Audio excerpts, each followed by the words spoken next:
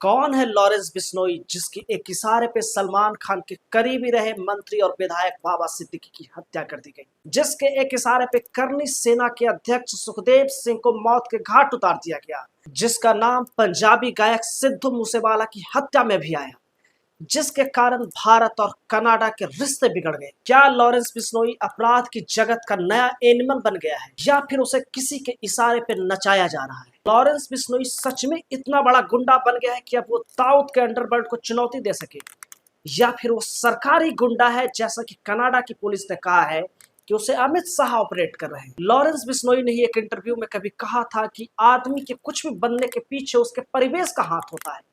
तो आज हमने सोचा क्यों नहीं उसकी जिंदगी को, उसके परिवेश को ही समझ लिया जाए कि ऐसा क्या हुआ कि लॉरेंस बिश्नोई अचानक से इतना बड़ा माफिया, इतना बड़ा गुंडा बन गया। 90s का दौर चल रहा था और पंजाब के फाजिल्का में एक पुलिस कांस्टेबल और उसकी पत्नी एक बच्चे को एक्सपेक्ट कर रहे थे। पढ़ी लिखी हाउसवाइफ माँ ने संतान के आने की खुशी में घर में बहुत तैयारियां की थी। वो दिन आया 22 फरवरी 1992 को, जब उनके घर में एक बेटे का जन्म। वो लड़का इतना गोरा था कि उसकी माँ ने उसका नाम लॉरेंस रख दिया। लॉरेंस एक क्रिश्चियन नाम है जिसका अर्थ होता है सफेद या बिल्कुल साफ। लेकिन उस माँ को कहाँ पता था कि जिस बेटे का नाम उसने सफेद रखा है वो अपने काले कारनामे से अपने कुल पे एक दाग लगा देगा। ये परिवार बिश्नोई समाज से आता था, इसीलिए इसका नाम लॉरेंस बिश्नोई हो गया। 32 बरस का लॉरेंस बिश्नोई पंजाब के धतरावली गांव का रहने वाला है। शुरुआती पढ़ाई उसने 12वीं तक अबोहर में ही की, लेकिन उसके बाद वो कॉलेज की पढ़ाई के लिए चंडीगढ़ आ गया। वो चंडीगढ़ के सेक्टर 10 में डीएवी कॉलेज में पढ़ता था। कॉलेज के दिनों में ही उसके अंदर राजनीति का भूत सवार हुआ और वो कॉलेज की छात्र राजनीति में सक्रिय हो गया। कॉलेज के दिनों में ही लॉरेंस बिश्नोई ने खिलाड़ियों और पुलिस वालों के साथ मिलकर एक गैंग बनाया और अपराध की दुनिया में दाखिल हो गया। एक दौर में वो एक छात्र संगठन student organisation of Punjab university का पोस्टर बॉय था। अपराध की दुनिया में उसे आगे बढ़ाने का काम गैंगस्टर से नेता बने जसविंदर सिंह उर्फ रॉकी ने की। हालांकि जसविंदर सिंह की हत्या हिमाचल में 2016 में कर दी गई। लॉरेंस बिश्नोई के बारे में कहा जाता है कि एक बार जब वो बीए पार्ट 1 की परीक्षा दे रहा था तो वो नकल कर रहा था। नकल करते हुए वो पकड़ा गया और जब वो एग्जाम सुपरिटेंडेंट को सौंप दिया जाने वाला था तभी वो आंसर सीट के साथ पहली मंजिल से उसने छलांग लगा दी। जेल जाने के बाद दोबारा से उसने परीक्षा देने की कोशिश की। हथकड़ी में वो परीक्षा देने आया, लेकिन उसके बाद भी वो पास होने में नाकाम रहा। लॉरेंस बिश्नोई ने कॉलेज के दिनों में छात्र संघ का इलेक्शन भी लड़ा और उसी दौरान वो अपने विरोधी उम्मीदवार के साथ गैंग वार में फंसता चला गया। उसी गैंग वार के कारण लॉरेंस बिश्नोई की गर्लफ्रेंड की गोली मारकर हत्या कर दी गई। कहा जाता है कि उसके बाद अपराध की दुनिया में लॉरेंस बिश्नोई पूरी तरह से कूद पड़ा और जिससे भी टकराता गया उसका सफाया करता चला गया। लॉरेंस बिश्नोई 2014 से ही जेल में बंद है, लेकिन जेल जाने के बाद उसने अपने संगठन का विस्तार किया। जेल के अंदर वो बहुत तरह के गैंगस्टरों से मिला और उसी के साथ साथ हथियार डीलरों से संपर्क कर उसने अपने गैंग का विस्तार किया। आज की तारीख में कहा जाता है कि लॉरेंस बिश्नोई के गैंग में करीब 700 शूटर हैं, जिसमें 300 से ज्यादा शूटर अकेले पंजाब से हैं। जब 2016 में उसके दोस्त जसविंदर सिंह और रॉकी की गोली मारकर हत्या कर दी गई तो उस हत्या की जिम्मेदारी पंजाब के ही भुल्लर गैंग ने ली थी। लॉरेंस बिश्नोई ने अपने दोस्त की मौत का बदला लेते हुए भुल्लर को भी मौत के घाट उतार दिया।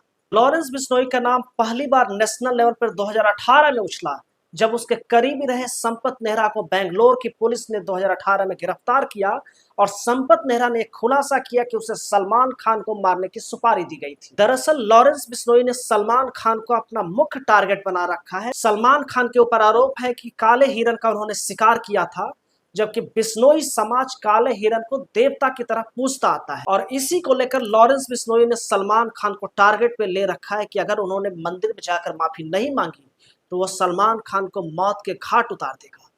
सोचिए कि लॉरेंस बिश्नोई किस तरह का आदमी है कि वो एक जानवर की मौत का बदला एक इंसान की जान लेकर करना चाहता है। 2022 की मई में जब पंजाबी सिंगर सिद्धू मूसेवाला की हत्या कर दी गई तब कनाडा में बैठे गोल्डी बरार ने यह जिम्मेवारी ली कि उसे बिश्नोई गैंग ने मरवाया है। पिछले साल दिसंबर में करनी सेना के अध्यक्ष रहे सुखदेव सिंह गोगीबारी का गोली मारकर हत्या कर दी गई। उसकी जिम्मेदारी भी लॉरेंस बिश्नोई के गैंग ने ली। लॉरेंस बिश्नोई ने पंजाबी गायक रहे गिप्पी ग्रेवाल के घर पे भी फायरिंग कराई और बोला कि वो सलमान के काफी करीब थे। लॉरेंस बिश्नोई ने यह ऐलान कर रखा है कि सलमान खान के करीब जो भी लोग होंगे उनकी वो गोली मारकर हत्या कर देगा। लॉरेंस बिश्नोई का गैंग सिर्फ भारत में ही नहीं बल्कि कनाडा में भी बहुत गहरे तौर पर फैला हुआ है। कनाडा की पुलिस ने प्रेस कॉन्फ्रेंस कर कनाडा में हुई कई हत्याओं के लिए उसने लॉरेंस बिश्नोई को जिम्मेदार ठहराया है। लॉरेंस बिश्नोई के कारनामों के कारण भारत और कनाडा के संबंध भी लगातार खराब होने लगे हैं। दरअसल कनाडा के प्रधानमंत्री जस्टिन ट्रूडो ने यह आरोप लगाया कि भारत की सरकार कनाडा में लॉरेंस बिश्नोई गैंग की मदद से वहां के लोगों की हत्या करवा रही है। पोस्ट में छपे एक खबर के अनुसार कनाडा की पुलिस ने यह आरोप लगाया है कि पहले कनाडा में रॉ के एजेंट्स और भारतीय उच्चायोग के लोग वहां के लोगों की पहचान करते हैं, उसके बाद वो जानकारी दिल्ली में अमित शाह के साथ शेयर करते हैं और अमित शाह उस जानकारी को लॉरेंस बिश्नोई के साथ शेयर करते हैं और उनके सूत्रों के द्वारा कनाडा के नागरिकों की लगातार हत्या करवाई जा रही है। हालांकि इस आरोप के बाद भारत ने इन सभी आरोपों से अपना पल्ला झाड़ लिया और कनाडा के ऊपर आरोप लगा दिया कि वो सिर्फ वोट बैंक की राजनीति कर रहा है। भारत ने यह भी कहा कि कनाडा आतंकवादियों को अड्डा देने वाला देश बनता जा रहा है। लेकिन कनाडा के इन आरोपों ने पूरे वैश्विक स्तर पर खलबली मचा दी है। अमेरिका, ऑस्ट्रेलिया और ब्रिटेन ने भी ये मांग की है भारत से कि वो कनाडा की जांच में सहयोग करे, जिसके बाद ये सवाल उठने लगा है कि क्या वाकई अमित शाह लॉरेंस बिश्नोई को कंट्रोल कर रहे हैं। दरअसल लॉरेंस बिश्नोई इस वक्त गुजरात की साबरमती जेल में है और गृह मंत्रालय ने एक ऐसा ऑर्डर पास कर रखा है कि अगले 1 साल तक कोई भी एजेंसी उससे न तो पूछताछ कर सकती है न ही किसी स्टेट में वहां से ले जा सकती है। ये भी अपने आप में हास्यास्पद है कि आखिर क्यों कोई भी एजेंसी उससे पूछताछ नहीं कर सकती है। इस वक्त जब सलमान खान के करीबी रहे बाबा सिद्दीकी की हत्या की गई है तो मुंबई पुलिस चाह कर भी लॉरेंस बिश्नोई से पूछताछ नहीं कर सकती है, क्योंकि गृह मंत्रालय का वो ऑर्डर उसके बीच आड़े आ जा रहा है। और इन वजहों से कहीं न कहीं गृह मंत्री अमित शाह पे भी सवाल उठने लगे हैं कि आखिर कैसे गैंगस्टर जो जेल में बंद है और वो अपने लोगों के जरिए लोगों की हत्या करवा रहा है, क्या जेल में उसे इतनी सहूलियत दी गई है कि वो लोगों से बात कर पा रहा है, सारे मामले को प्लान कर पा रहा है और मर्डर आसानी से करवा दे रहा है। अमित शाह इस देश के गृह मंत्री हैं, आखिर उनके राज में कैसे हो सकता है कि कोई भी व्यक्ति किसी की हत्या कर दे रहा है और सार्वजनिक रूप से उसकी जिम्मेवारी और गैंग ले रहा है कि हाँ हत्या हमने की है। क्या कानून का राज, कानून का इकबाल भारत से समाप्त होने लगा है? इन मामलों के चलते गृह मंत्री अमित शाह पे भी लगातार सवाल उठने लगे हैं। मुंबई में बाबा सिद्दीकी की हत्या के मामले में भी 1-2 चीजें और सामने आई हैं। उनकी हत्या में 9mm की पिस्टल का इस्तेमाल हुआ है। भारत में पुलिस और सेना के अलावा 9mm की पिस्टल किसी के पास नहीं होती है। यहाँ तक कि लाइसेंसी हथियार भी जो लोगों को दिए जाते हैं वो 32mm की होती है। फिर सवाल ये उठता है कि आखिर कैसे जो पिस्टल भारत में पुलिस और सेना के पास रहती है वो इन अपराधियों के पास कैसे पहुंचे। जो अपराधी बताए गए हैं जिन्होंने हत्याएं की है वो उत्तर प्रदेश के रहने वाले हैं और हरियाणा के रहने वाले हैं। परिवार इतना गरीब है कि वो अच्छे से रहन सहन भी ना कर पाए। इसी से सवाल ये उठता है कि उन गरीब लड़कों के पास, उन गांव के लड़कों के पास 9mm की पिस्टल कैसे आई, किसने पहुंचाई? क्या सरकार का भी इसमें कुछ इन्वॉल्वमेंट है? क्या सरकार के कुछ लोग भी इसमें मिले हुए हैं? और इसी के साथ एक सवाल और गहरा हो गया कि गुजरात के साबरमती जेल में क्या लॉरेंस बिश्नोई को सरकारी संरक्षण में रखा गया है, जहां उसे अपने इशारे पे नचाया जा रहा है और जिसकी मर्जी उसकी हत्या करवा कर उसका नाम उछलवा दिया जा रहा है। क्या लॉरेंस बिश्नोई का इस्तेमाल भारत सरकार कर रही है, अमित शाह कर रहे हैं, जिसका खुला आरोप कनाडा की पुलिस ने लगाया है, कनाडा के प्रधानमंत्री ने लगाया है। दरअसल इस देश में कड़वा सच ये भी है कि राजनीति ही गुंडों को पालती है, राजनीति ही उन गुंडों को बड़ा करती है और जब राजनीति का काम खत्म हो जाता है तब वही राजनेता उन गुंडों को भी खत्म कर देते हैं। इस देश में सारे गैंगस्टर, सारे गुंडे राजनीति के खिलौने मात्र हैं। राजनेता ही उन्हें जिंदगी देते हैं और राजनेता ही अंत में उन्हें मौत दे देते हैं। कनाडा की पुलिस ने यह आरोप लगाया कि वहां हरदीप सिंह निज्जर को बिश्नोई के लोगों ने मारा है।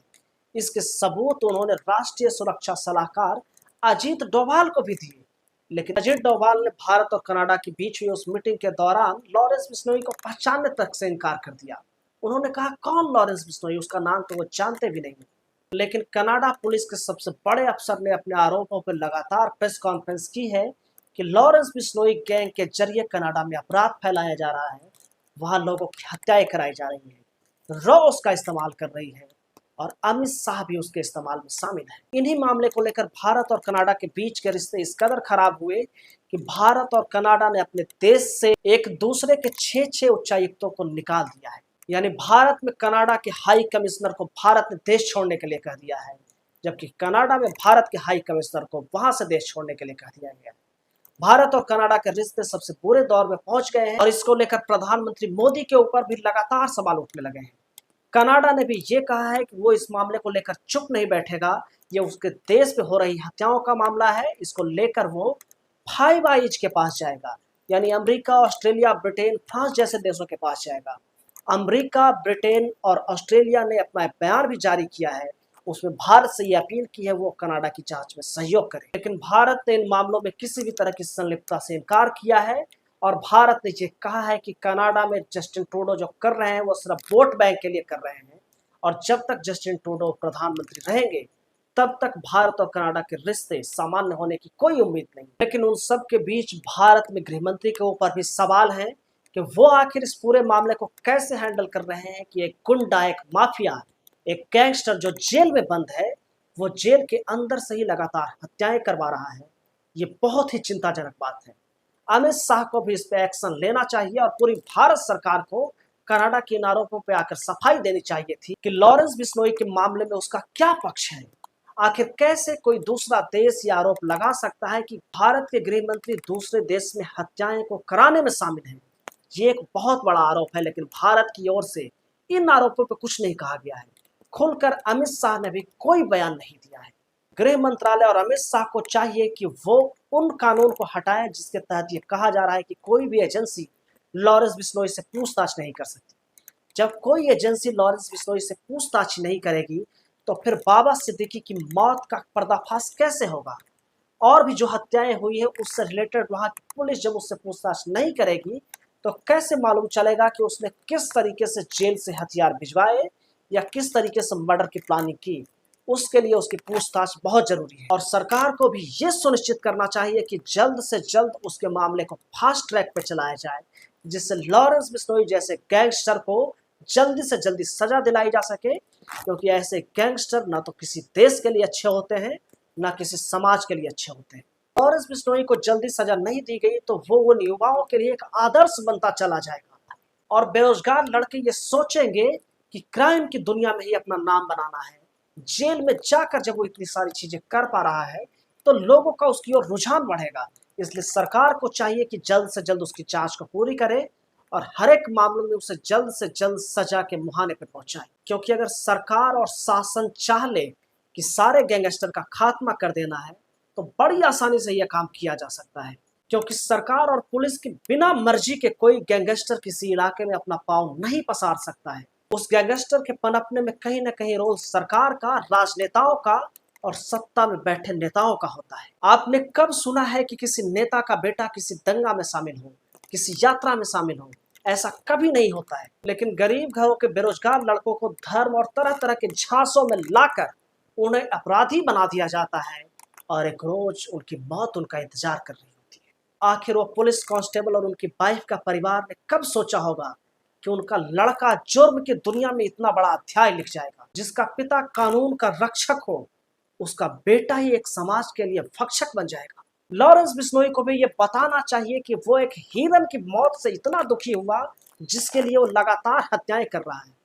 क्या उसे इस बात की 1% भी समझ है कि इंसानों की अगर वो मौत कर रहा है तो उसके लिए क्या सजा होनी चाहिए? ये बेहद हास्यास्पद है कि एक जानवर की मौत की सजा वो इंसानों की जान लेकर तय कर रहा है।